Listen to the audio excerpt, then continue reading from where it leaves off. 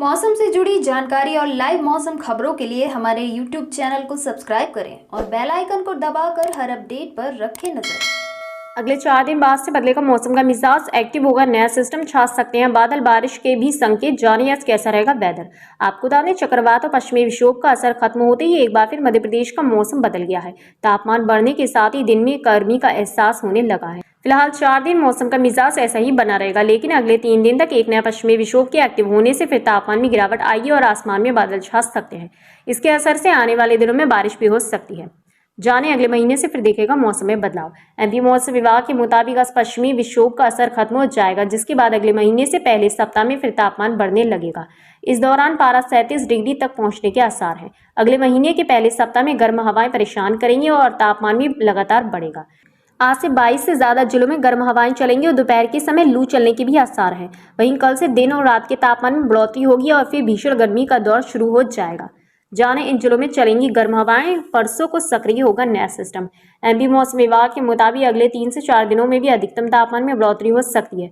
आज भी ग्वालियर, चंबल, नौगांव, छतरपुर, शिवपुरी, निवाड़ी, खरगोन, बड़वानी, राजगढ़, शाहजहांपुर, शिवपुरी, श्योपुरकला, नरसिंहपुर समेत कई जिलों में तापमान बढ़ने से गर्मी बढ़ेगी। लेकिन परसों को एक नया पश्चिमी विक्षोभ उत्तर भारत में पहुंचेगा, जिससे आने वाले दिनों में तापमान में फिर गिरावट आएगी और कहीं कहीं बादल छाने के साथ हल्की वर्षा भी हो सकती है।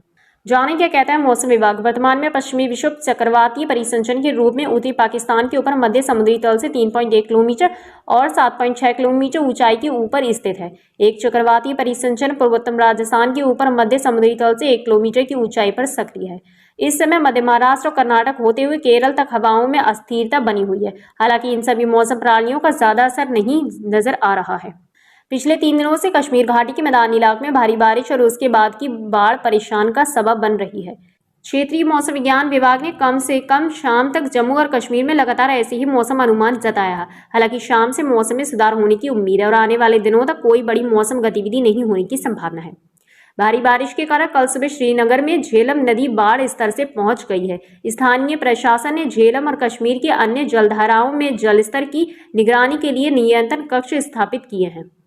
अनंतनाग के काजीगुंड क्षेत्र में अचानक आई बाढ़ के नवाबोनिगम पुल को आंशिक रूप से नुकसान पहुंचा। सावधानी के तौर पर कश्मीर में शिक्षा निदेशालय ने कल को घाटी में सभी स्कूलों को बंद करने की घोषित की।